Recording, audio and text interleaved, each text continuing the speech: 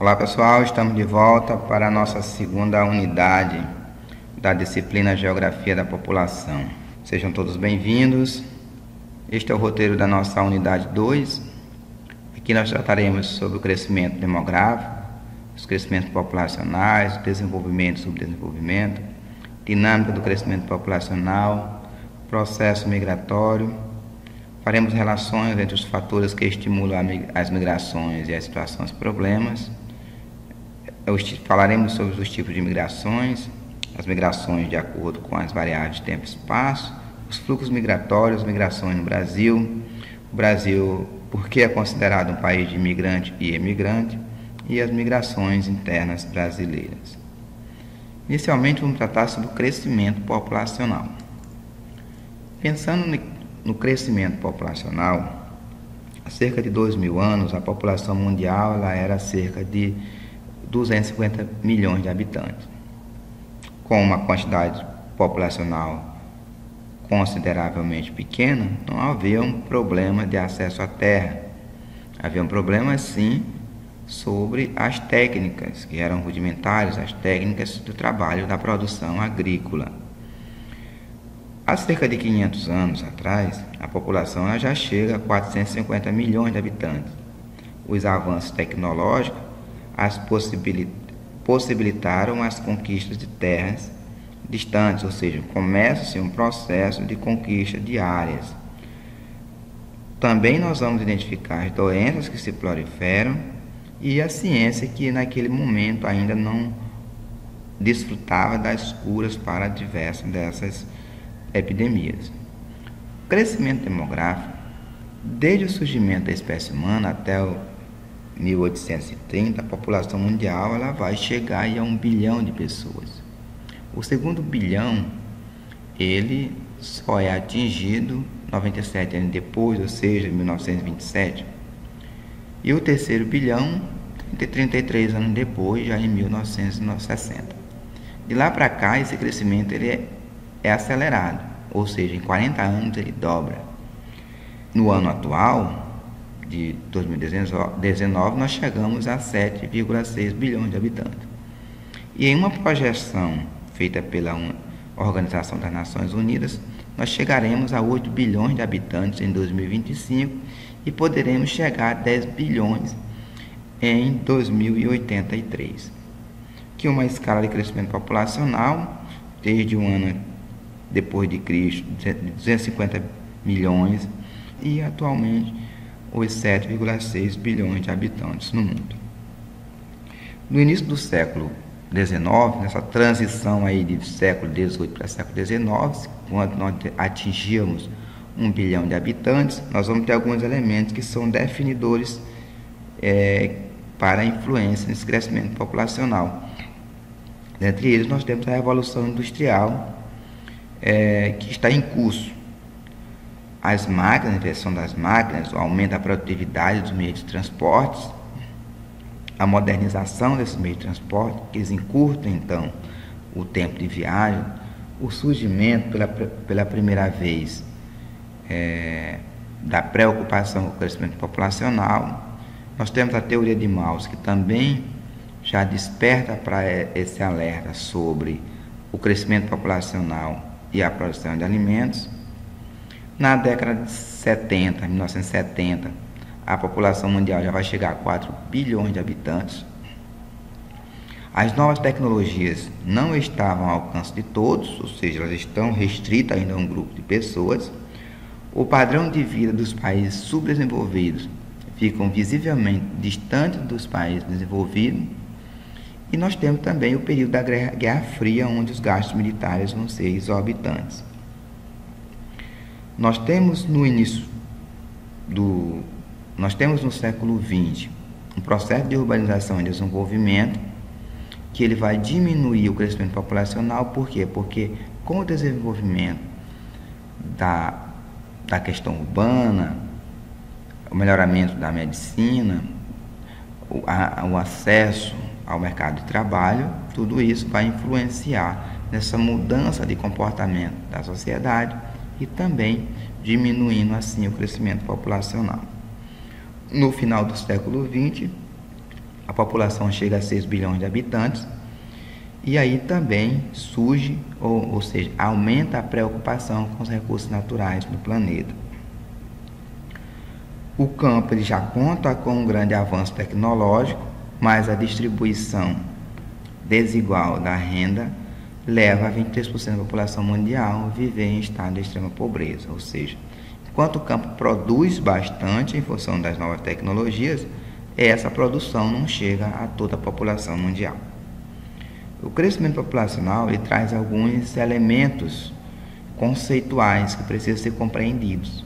Dentre eles tem a superpopulação ou superpovoamento, que significa uma situação definida principalmente a partir do nível de desenvolvimento socioeconômico e tecnológico, resultante da relação da população área, e aqui não está diretamente relacionado à densidade demográfica, ou seja, uma área considerada superpovoada quando ocorre descompasso das condições socioeconômicas da população em relação à área ocupada e aos recursos disponíveis, ou seja, quando os recursos não podem ser explorados de forma eficiente para atender às necessidades da população.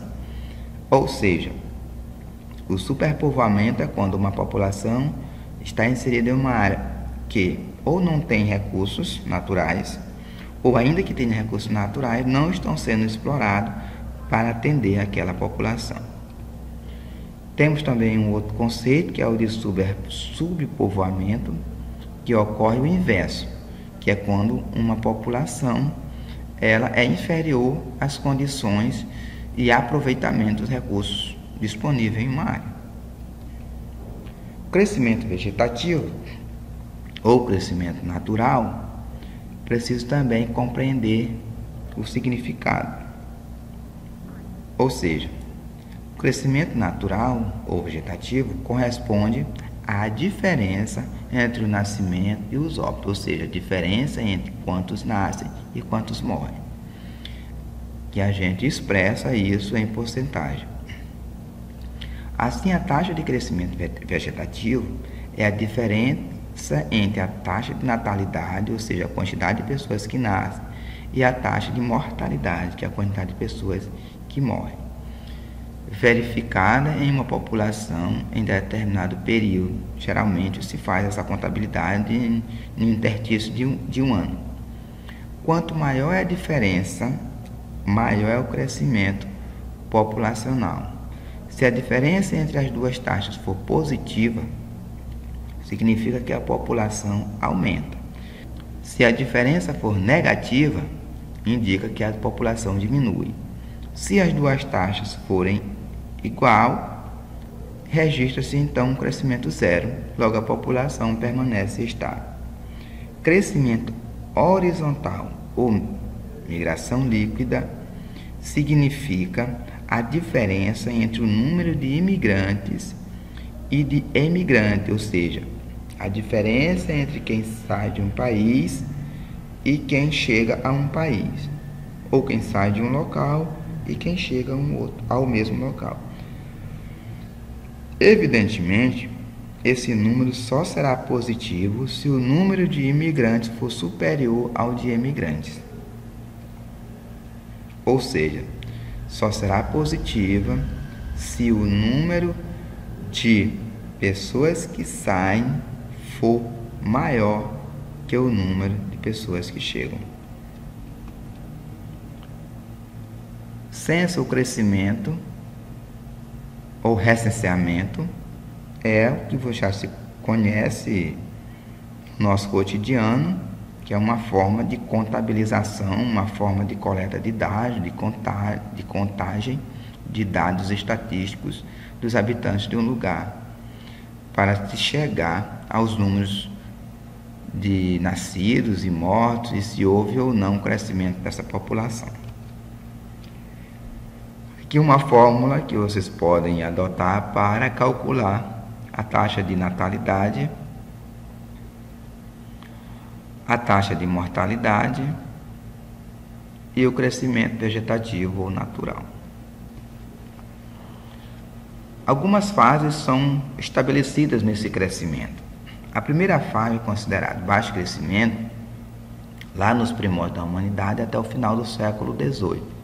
O crescimento populacional mundial era lento devido às altas taxas de natalidade e mortalidade, ou seja, nasciam muitas pessoas, mas também morriam muitas pessoas, apresentando uma baixa expectativa ou esperança de vida. São fórmulas que vocês podem adotar também na construção das pesquisas e nos cálculos das pesquisas de vocês. Na fase 2, já é um elevado crescimento, ou seja, o desenvolvimento científico e tecnológico relacionado diretamente à primeira evolução técnico-científica ou primeira revolução industrial. Aí nós temos a melhoria das condições de vida, principalmente no continente europeu, que é o primeiro que vivencia a experiência da revolução industrial, da urbanização. Redução nas taxas de mortalidade, ou seja, diminui a quantidade de pessoas que morrem, primeiramente na população europeia, que é a mais desenvolvida, originando o maior crescimento populacional no continente. Ou seja, se morrem menos pessoas, evidentemente que você vai ter um crescimento populacional. Nascem muitos e morrem poucos, resulta no crescimento. Nos outros continentes, a população continua crescendo lentamente, ou seja, em continentes menos desenvolvidos, continuam nascendo muitas pessoas, mas permanece a alta taxa de mortalidade, principalmente a mortalidade infantil. E é aí que ocorre também, nessa segunda fase, que ocorre a chamada explosão demográfica mundial. Na terceira fase, chamada de baixíssimo crescimento e estagnação, que isso vem após a Segunda Guerra Mundial. Após a Segunda Guerra Mundial, algumas características vão definir, ou seja, um maior crescimento demográfico, principalmente nos países subdesenvolvidos, de industrialização tardia ou retardatária, que vão se beneficiar diretamente das novas tecnologias desenvolvidas pelos países centrais. Outra característica é o grande avanço do médico científico sanitário do mundo no pós-guerra, com a redução de taxa de mortalidade, principalmente a infantil, nos países periféricos e, consequentemente, o aumento populacional na Europa. Uma outra característica da fase 3 é a difusão de novos medicamentos, a vacina em massa, o controle crescente sobre as epidemias e endemias.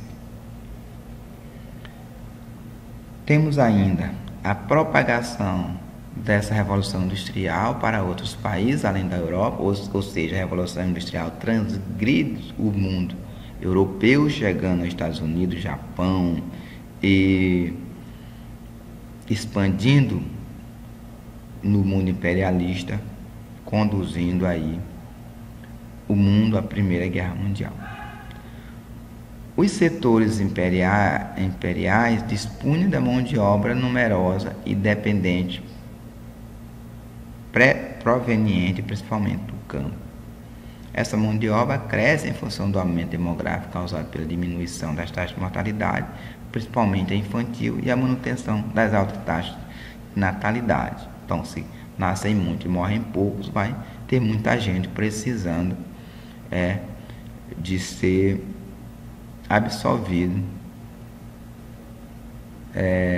no meio populacional.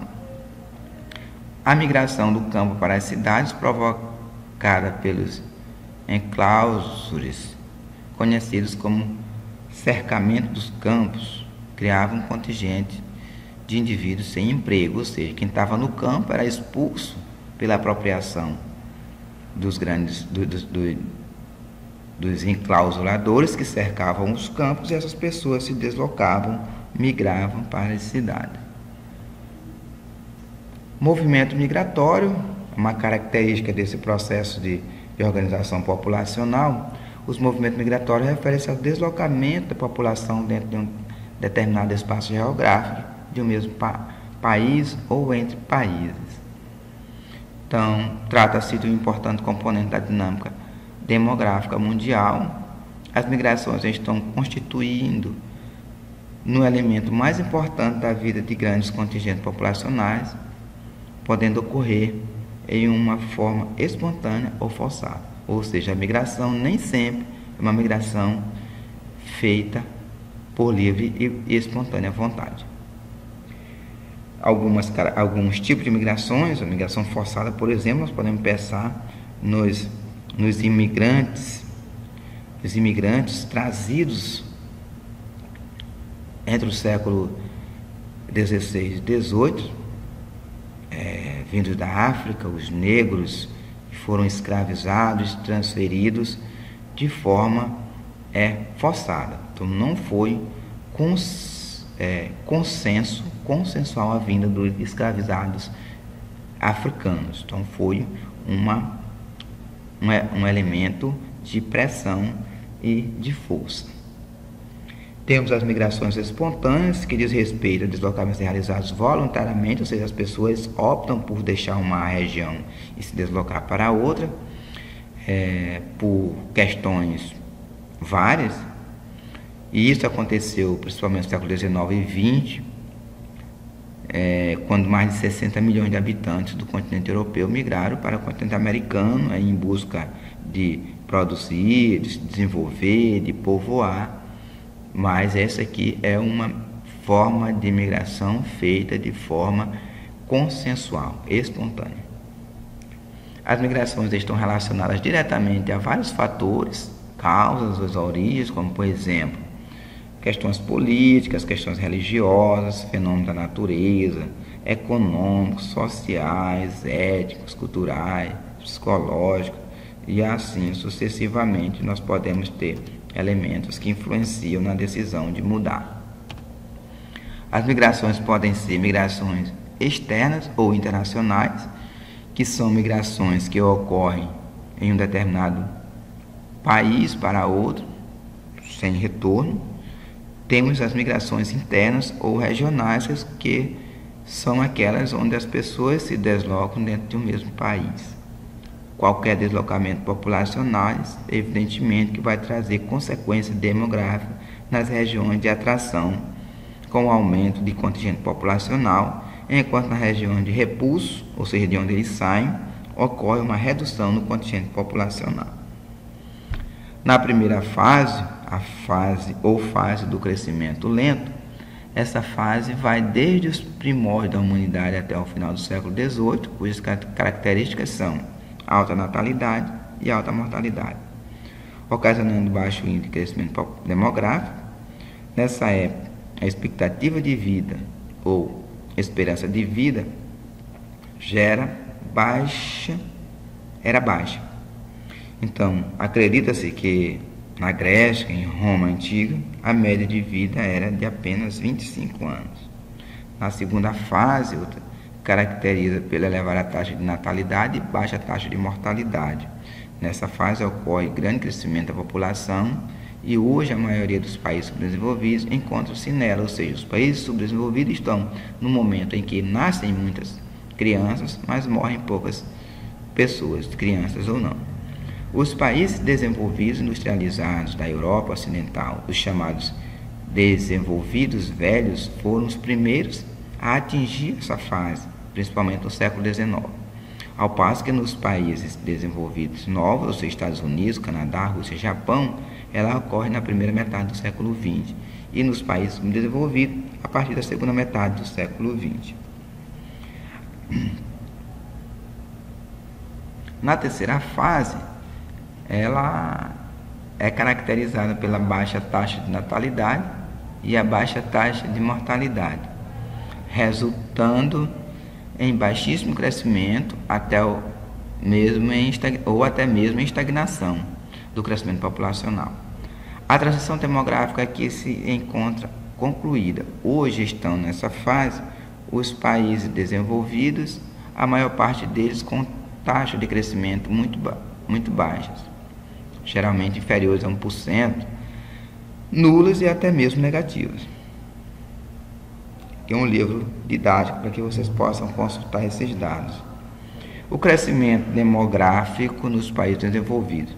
Nos países desenvolvidos tem ocorrido uma transferência na estrutura familiar. A taxa de fecundidade é baixa, permanecendo em torno de 1,5 filho por mulher. Muitos países apresentam taxa inferior a 2,5 filhos por mulher, mantendo assim estabilizado o tamanho da sua população. Fatores que contribuem para a diminuição da taxa de natalidade: nós temos a urbanização, o aumento da escolarização, a incorporação das mulheres no mercado de trabalho, surgimento da teoria demográfica por volta de 750 na Grã-Bretanha. Ela é então a pioneira na Revolução Industrial, tinha um pouco mais de 5 milhões de habitantes. Desde então, o processo de crescimento populacional foi rápido. Em 1840, atingiram 10 milhões de habitantes. Meio século depois, passam para 20 milhões. Essa tendência generalizou nos demais países europeus que acompanharam a primeira fase da Revolução Industrial. Com base na observação da etapa inicial desse processo, surgiu a mais polêmica teoria sobre o crescimento populacional, que é a teoria que nós já trabalhamos, que é a teoria malthusiana. E assim, ainda sobre a dinâmica populacional e as formas de organizações populacionais no mundo, nós estaremos continuando na unidade 3. A todos, bom estudo, boa aula e até a próxima.